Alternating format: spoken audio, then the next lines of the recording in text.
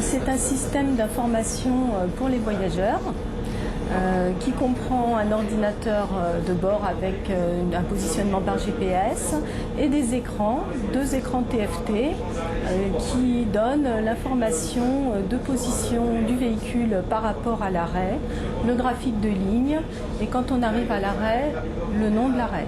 Alors quand on est à l'arrêt, en tout cas avec ce qu'on installe aujourd'hui, quand on est à l'arrêt, on voit le véhicule arriver normalement, on voit l'information de sa ligne et de sa destination sur la girouette. Quand le véhicule s'arrête, il ouvre sa porte avant pour faire monter les voyageurs et à ce moment-là, le véhicule annonce à l'extérieur, donc il y a un haut-parleur, la destination du véhicule et son numéro de ligne. Cette annonce sonore extérieure est adaptée au bruit ambiant, c'est-à-dire qu'elle est toujours 5 dB au-dessus du bruit ambiant pour permettre aux gens qui sont à l'arrêt de toujours bien entendre.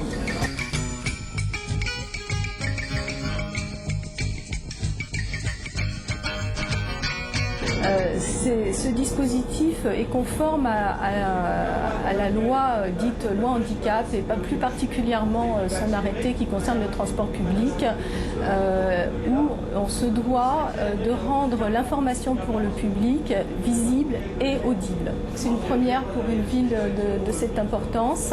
Le système a été réfléchi longuement par Limoges Métropole et puis les techniciens de la STCL.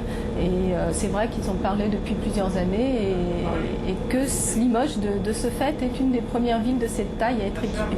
Alors dans un premier temps, nous travaillons pour Limoges Métropole depuis près de 10 ans maintenant et on avait équipé une grande partie du parc de la STCL avec des ordinateurs de bord, toujours les mêmes, avec le positionnement par GPS et qui permettaient de calculer les temps de parcours pour l'exploitation. Et c'est ces mêmes ordinateurs qui sont réutilisés aujourd'hui. Donc il y a déjà eu cet investissement qui est pérenne et puisqu'on réutilise le même matériel. Et on récupère les données d'information directement des logiciels de graphiquage que possède TCL.